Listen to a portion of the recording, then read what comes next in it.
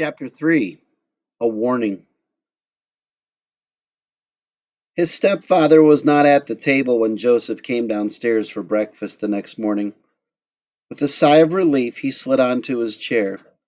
Mrs. Byers was singing softly as she finished preparing breakfast. She gave him a sympathetic smile. "I imagine you're hungry. Are you feeling well?" Joseph nodded. "My swim in the river doesn't seem to have hurt me any." Clay was already at the table, spreading butter and jam on a warm, soft biscuit. "It's not even daybreak. Why did Mr. Byers leave so early?" he asked his mother. "Two more of the workers ran off to join the militia," Mrs. Byers answered with a worried look. "And there is still all the mess from the flood to clean up. My teacher at school told us that most of the militia will be joining up with the new Confederate Army," Joseph said importantly. "There are 7 states now that have withdrawn from the Union. The delegates are meeting in Alabama to pick the first president. She thinks it will be Jefferson Davis. Do you know he was born right here in Kentucky, just like President Lincoln?" "Electing another president is ridiculous," said Clay. "Mr. Lincoln will never allow the states to leave the Union." "How's he going to stop them?" Joseph asked from around a bite of fried ham. "Seems to me like it's too late. They've already voted themselves out of the Union." "War," Clay answered. "It will be the northern states against the ones in the south." Joseph shook his head. "Now that's pretty foolish. We can fight the British or the Spanish or another country. We can't go to war against ourselves. And I don't much like the Yankees, but I wouldn't want to shoot them." "Well, that's the whole idea," Clay said. "The states that seceded will be another country." Joseph's eyes widened. He had never thought of it that way. "I'm sure it won't come to that," said Mrs. Byers briskly. "I do feel sorry for Mr. Lincoln. He hasn't even been sworn in, and already he's facing all these problems. Whatever happens, Talka's Kentucky will stay neutral. Thank heavens for that. You'd never know it if you went to town. The Confederates are by the courthouse trying to get men to sign up for the militia. But down on Main Street, the Union Army's recruiting men too. Everyone I know wants to fight. They say it's a matter of honor," Clay said. "The Yankees don't have a right to tell us how to live." "Don't you even think about it," Mrs. Byers said fiercely. "You're only 14." "Will Clary says he's going if there's fighting," Clay said. "He's only 14. He looks a lot older, though. He says those Confederate recruiters said you had to be 18, but he figures he can pass. I figure I can be more help if I learn some doctoring. There's bound to be a few people hurt."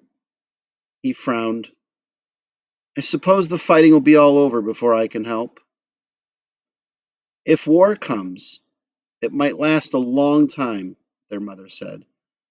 "Even right here in Branson Mills, there are a lot of people sympathetic to the Southern cause. Even if they don't believe in slavery, they believe it's our constitutional right to leave the Union. That's why I'm worried about Mr. Byers talking against slavery. I'm afraid he's making people angry." "It's embarrassing," Joseph complained. With a defiant look at Clay, he asked his mother, "You don't believe keeping slaves is wrong, do you?" His mother frowned. "I don't know what to think anymore. I've been around slaves all my life. Why, I was practically raised by my Auntie Millie. I loved her, and I was fond of Cyrus and Nate, too. Everyone I know who has slaves treats them kindly. They're like children, you know. I don't think they could take care of themselves if they were free." "There's some free black people who live down the river not far from the mill," Clay reminded her. "I think their name is Douglas. They take care of themselves pretty well." Joseph had seen the family when he had been exploring the river one day. There were a couple of kids about his own age, he remembered. Mr. Douglas made wooden chairs in a small workshop beside his house. There was a girl about 13 named Hannah. Joseph saw her sometimes walking along the river to town to deliver wash her mother took in. They seem to do all right, Mrs. Byers said grudgingly, but most of them can't even read or write. Clay shrugged. The pamphlets I read say they were beaten if they tried to learn. Besides, there are a lot of white people who can't read either. Joseph folded his arms across his chest. Pa wouldn't have had slaves if it was bad, he said. He was the best man I know. Mrs. Byers shook her head. Your pa was a good man, and so was Mr. Byers. She rubbed her head as though it hurt.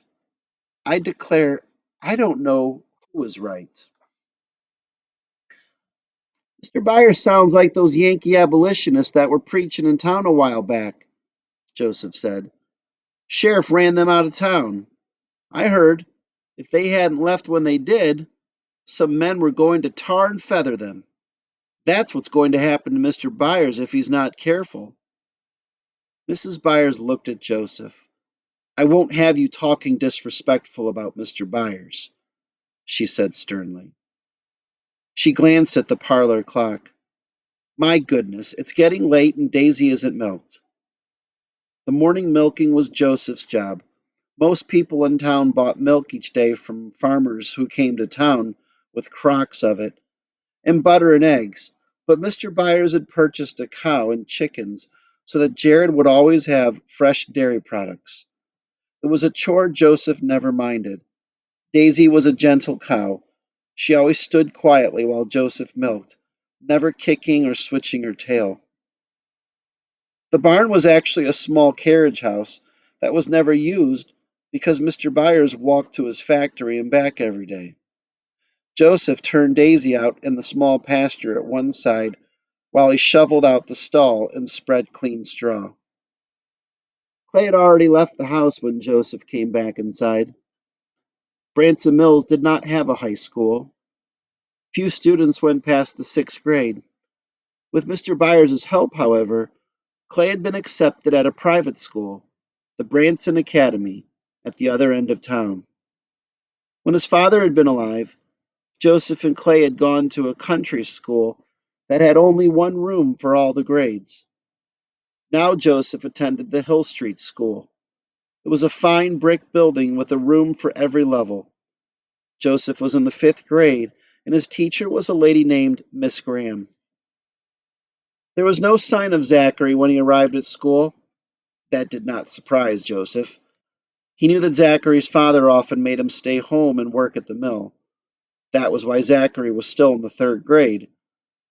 Still, Joseph was disappointed. He'd wanted to thank him again for the rescue. Joseph had attended his new school for only a month, not long enough to make friends, but long enough that most of the other boys acted friendly. Today, however, a number of his classmates looked away when he came near, and no one smiled. When he walked into the classroom, several of his classmates suddenly stopped talking and stared at him. He heard the word abolitionist. Joseph's face felt hot. He took a seat quickly and pretended to be busy looking at his spelling words. Everyone must have heard about Mr. Byers' yelling at the minister. They probably thought Joseph felt the same way. He ate lunch by himself, and when he returned to class, he found his way blocked. I heard your stepfather's a Yankee spy, Andrew said with a scowl. Andrew was a good head taller than Joseph. He was hot headed and often in trouble for fighting. Joseph tried to ignore him and returned to his desk, but Andrew shook his fist under Joseph's nose. Maybe you're a spy, too. I'm not a spy, and neither is Mr. Byers, Joseph sputtered, angry that he was forced to defend his stepfather. He just doesn't think people should have slaves. Well, what do you think? Andrew asked. We used to have slaves. I don't see anything wrong with it. Joseph answered. The faces around him suddenly looked a little more friendly. Andrew let him pass. We don't need any Yankee abolitionists around here telling us what to do, but I guess you can't help how your stepfather talks, he said. Joseph shook his head. Feeling a little bolder, he added, I don't even like my stepfather. The afternoon went better. Although no one really talked to him, at least several of his classmates smiled. Even though the next day was Friday, school was closed for the Branson Mills centennial celebration. There were going to be games and contests and horse races in the afternoons. Everyone cheered when Miss Graham announced that in honor of the centennial, she would not give out any homework. Excited by the prospect of 3 whole days of freedom, the class scrambled out the door. You'd better tell your stepfather to quit talking against having slaves, Andrew warned as he ran off to join some friends. There are a lot of people in town getting mighty unhappy with them. Joseph walked home alone. The idea of telling Mr. Byers to do anything, let alone to stop talking against slavery, almost made him smile. It was too nice a day to ruin by thinking about slavery or war. Instead, he thought about the celebration. Miss Graham had talked about how much the town had grown in 100 years. At first, there had been only a few houses and a mill owned by a man named Branson, who some folks said was related to Daniel Boone himself. It was the same mill that Zachary Young's father owned now. The town might have stayed just a small settlement, but then the canal was built. It had made Branson Mills an important shipping hub, sending rice, indigo, cotton, and tobacco to the Ohio River and from there all over the country. Now most goods were shipped by train, and the town boasted many shops and comfortable houses with shady tree lined streets. Joseph looked at the sky. It was perfect weather for a celebration. Although February was often cold and wintry, today was mild. The sun was shining, and the sky a perfect blue. Joseph had never been to a centennial celebration before, of course, but he imagined it would be just like the county fair, except there would be speeches and maybe even fireworks. An instant of sadness washed over him as he remembered last September's fair. His father had still been alive then. His mother had grown a giant pumpkin. It was so big his father and Clay could hardly lift it into the wagon. He remembered the laughter as they finally had to roll it up a ramp. Queen of Pumpkins, his father had called his mother. That pumpkin had won first prize, and the mayor himself had bought it. He had told Joseph's mother he was going to have his cook, a slave woman known as Aunt Bee, make him pumpkin pies all winter. Joseph thought about Aunt Bee. Did she hate being a slave? She never seemed to mind. Every time Joseph saw her, she was smiling. Well, tarnation, Joseph said out loud. There you go, thinking about slavery again. Mr. Byers seemed to have forgotten his anger of the night before. He smiled at Joseph when he returned home from work. Well, are you all ready to go to the Centennial tomorrow? Joseph nodded. Yes, sir. Having greeted Joseph, his new stepfather seemed at a loss for something else to say. While they ate dinner, Mr. and Mrs. Byers talked about the celebration. I think all 4,000 people in town are going tomorrow. People are afraid there won't be any more social events if this trouble keeps growing, said Mr. Byers. Joseph watched in amazement at the amount of meat, potatoes, applesauce, and beans Clay piled on his plate. Clay had been growing at an alarming rate the last year, and his mother joked that he must have a hollow leg to hold all that food. Joseph wished he would start growing like that. No matter how much he ate, he remained skinny. From across the table, Jared grinned at Joseph. He looked better than usual, and he ate nearly everything on his plate. Jared was only 6. His hair was red, like Joseph's, but Jared's hair was softly curled, and Joseph's was straight. Joseph was glad that Jared was feeling well enough to go to the celebration. His little brother had little enough fun. Mrs. Byers often had to hang the white cloth over the fence as a sign to Dr. Mercer that he was needed. After dinner, Clay went back to his studies, and Joseph played a game of checkers with Jared in the parlor. There is an arts and crafts contest at the celebration. You should enter your carvings, Mr. Byers said, putting down his new issue of Harper's Monthly magazine. Joseph looked up from his game.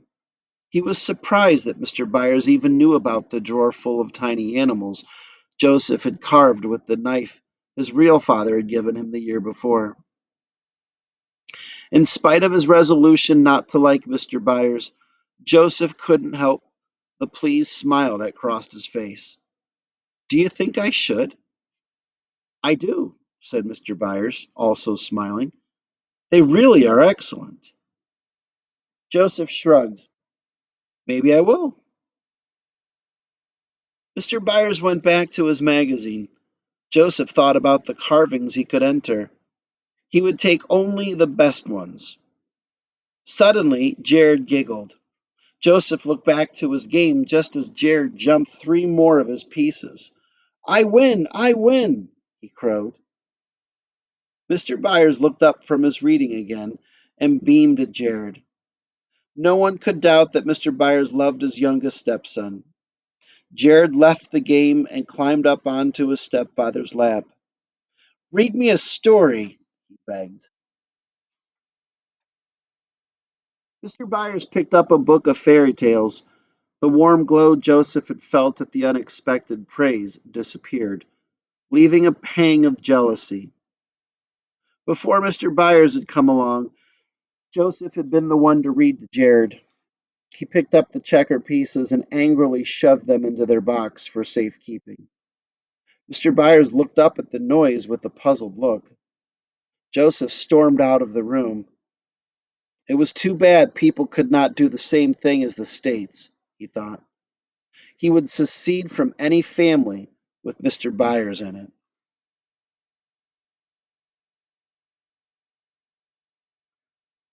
Chapter 4. Celebration. Is it time to go?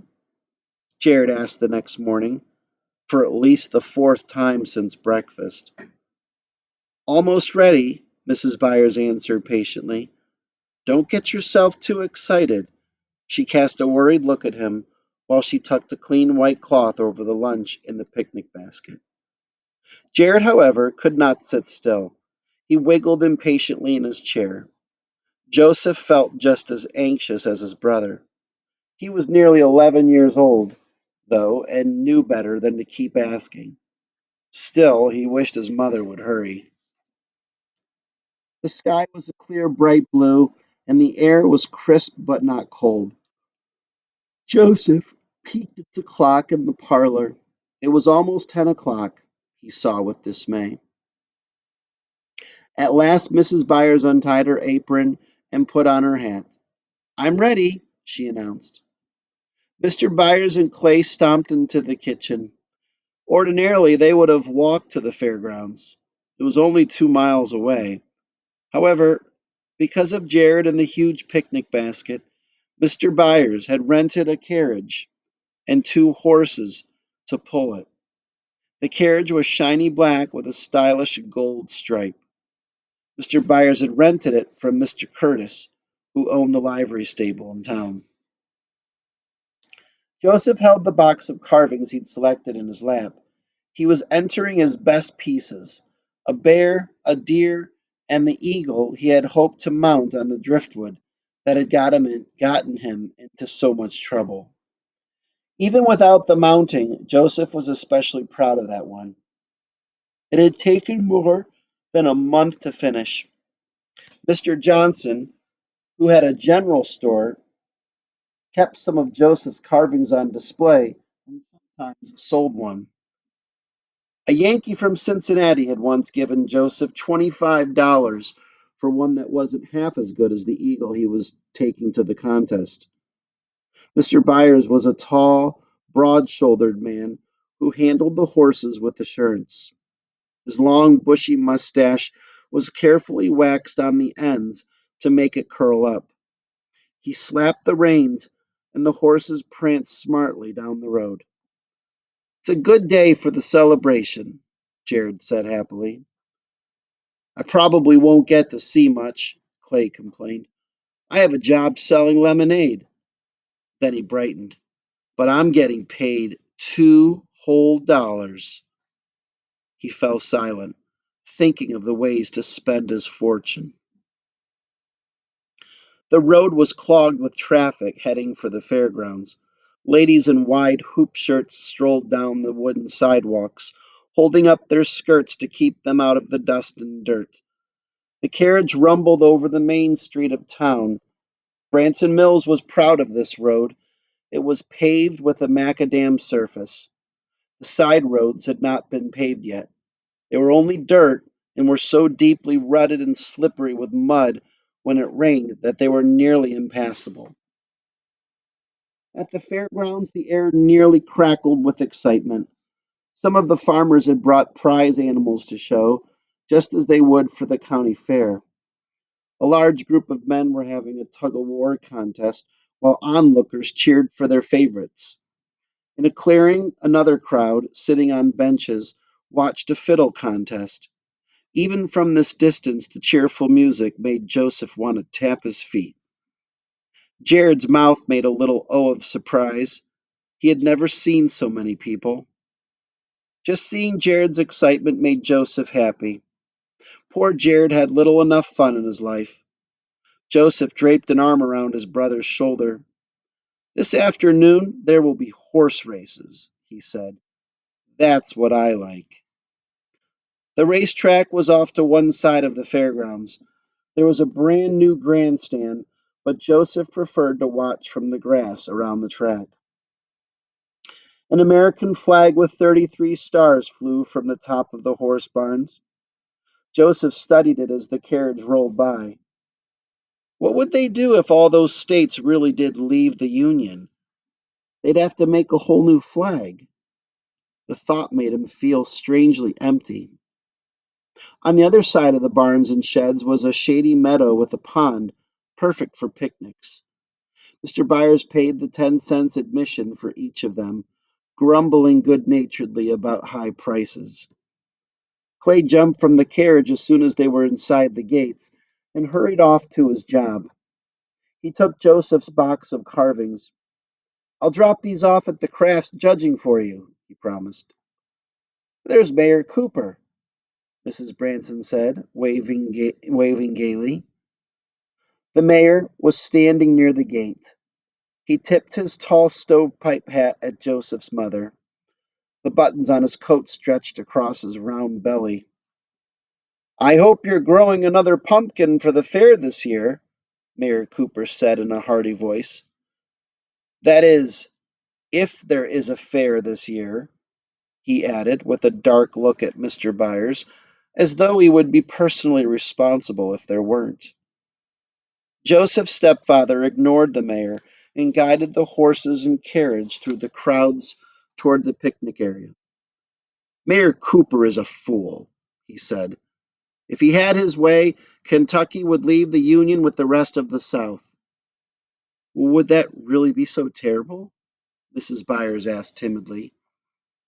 Her husband pulled in the reins and twisted in his seat to look at her. Kentucky is on the border between the North and the South. If there is a war, which state do you think will be crushed first? North or South, whichever side we are on, the other will attack. Our only chance is to remain neutral. Oh, Mrs. Byers said quietly. I never thought of that.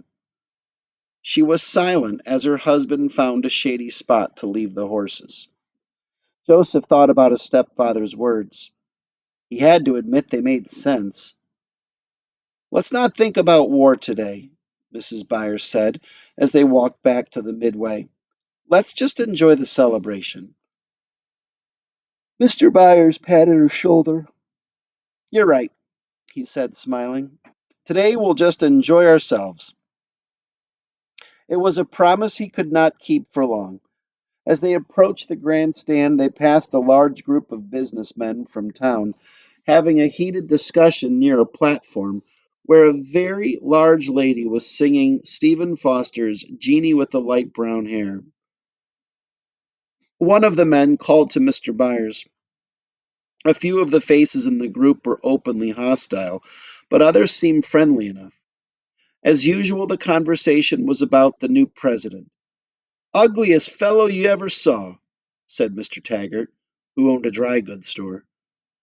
I thought you admired Mr. Lincoln, said Mr. Byers.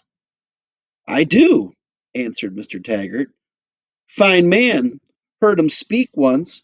He's a tall, skinny fellow, and his wife is short and plump. Some people say she's secretly sympathetic to the South. I sure don't envy Mr. Lincoln.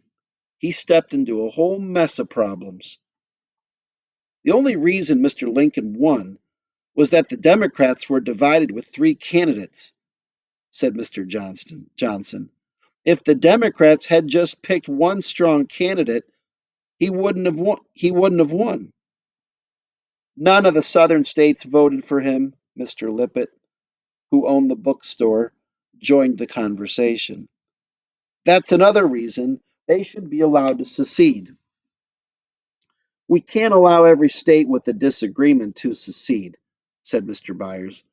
Soon there wouldn't be any country. Joseph stood on one foot, then the other. He was bored, but he didn't dare interrupt when grown-ups were talking. At last, Mr. Byers reached into his pocket and handed Joseph some coins.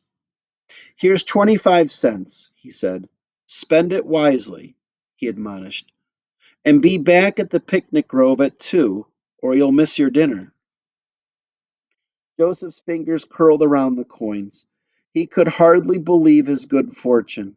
25 cents just to spend on himself. May I go with Joseph? Jared asked. Mrs. Byers started to say no, but her husband nodded. See to it that you watch your brother, he told Joseph sternly. Don't let him get overly tired. Yes, sir, Joseph said.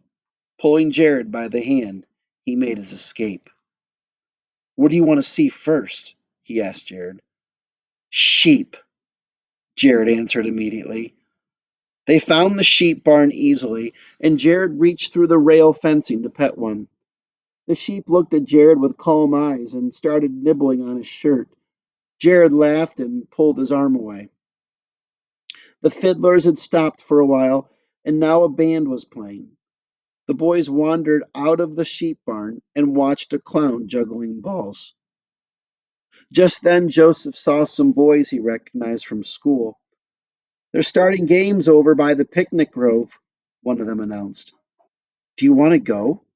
Joseph said, turning to ask Jared. His brother was not behind him, as he'd thought. At last, he spotted him standing on the bottom rail of a fenced off pen. Inside was a bull with the longest horns Joseph had ever seen. Beside Jared stood a tall boy with a thatch of unruly brown hair. Zachary! Joseph shouted. Zachary grinned, showing a broken front tooth. Well, well, it's the mud boy. I never got a chance to really thank you, Joseph said. Zachary looked embarrassed. Wasn't much. Just pulled on a rope. Jared was looking through the fence at the bull. Can I pet him? No, you can't, Joseph said, grabbing his brother's arm. That bull came all the way from Texas, Zachary informed them. He looks mean, but I heard he's as gentle as a kitten. I don't think I want to find out, Joseph said. We're going over to the games. You want to come? Zachary shrugged and fell into step beside them. They passed by a row of wagons, each with good smells. Outside each, the vendors shouted out their offerings. Goober peas! Fresh roasted goober peas! Cried one. Joseph spotted Clay and waved. Iced lemonade! Clay bellowed. Mrs. Byers was standing near the wagon, drinking a cup of lemonade. Joseph was surprised to see her alone. Then he spied Mr. Byers a few feet away. He was deep in conversation with two rough-looking men. There was something threatening about them, and the way they were standing too close to Mr. Byers. His stepfather was shaking his head. He looked angry. Joseph was too far away to hear what was being said, but he could see that passerby were giving the men curious looks. Finally, Mr. Byers brushed past the two men and, taking his wife by the arm, walked away. When Joseph looked back, the two men had melted away into the crowd. Jared was tugging at his jacket. Joseph, Joseph, he cried, pointing, pointing to the next wagon. A man was dipping apples into a steaming pot of melted caramel. Zachary was looking at him curiously. Is something wrong? He asked quietly. Joseph shrugged off the feeling of foreboding and walked to the apple wagon. He looked behind once more, but his parents were no longer in sight. 10 cents, said the man when Joseph asked the price. Joseph hesitated. If he bought two apples, his money would be nearly gone. I'll buy one and we can share it, he told Jared. Zachary looked away, and Joseph realized he didn't have any money. He bought a second apple and handed it to Zachary. Zachary seemed amazed, as though no one had ever done anything nice for him before. He wolfed down the apple as though he were afraid Joseph might change his mind. Joseph and Jared ate theirs more slowly, savoring its sticky sweetness. The three-legged race is about to start, Zachary said, pointing to a line of boys. Want to try it with me? Stay right here, Joseph ordered Jared, pointing to a rock. Obediently, Jared sat down. From there, he would have a good view of the race. Joseph and Zachary stepped up to the starting line, and a man tied one of Joseph's legs to one of Zachary's. We have to move together, Zachary said. Let's start with the tied together leg. Go! Shouted the announcer. They took the first step, then stumbled on the second. Laughing, they picked themselves up.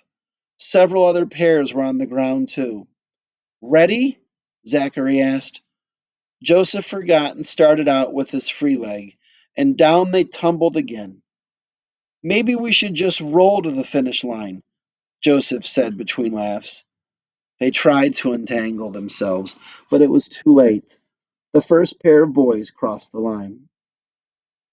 Too bad, Joseph said. If we'd been able to practice for a few minutes, we might have had a chance. Next, the greased pig chase, the announcer yelled. Joseph glanced over at Jared. He was sitting right where they had left him, grinning as though he was enjoying himself. The pig was pink and slick with oil. It squealed as the cage was carried to the middle of the field. The contestants made a wide ring around the pen, and the announcer lifted the gate. There followed a mad dash of slippery pig, squeals, yelling boys, and a laughing audience. Twice Joseph had his arm around the wiggling porker, and twice the pig struggled free. Zachary was having no better luck. Some of the boys were laughing too hard even to try. At last, a boy named George, whom Joseph knew from school, threw himself over the pig and managed to hold on by wrapping both arms and legs around the worn out creature. The winner! The announcer crowed. The onlookers cheered and laughed. Joseph fell back on the ground, exhausted. Zachary collapsed beside him.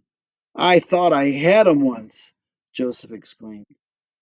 Just as well we didn't win, Zachary said. The prize is the pig. He pointed to George, who was proudly carrying his prize away. His mother will not be pleased to keep a pig in her garden. Joseph laughed. That was fun. I wish Jared could do things like that. He rolled over and looked at the spot where Jared had been at the start of the chase. Then he sat up quickly. His brother was nowhere in sight.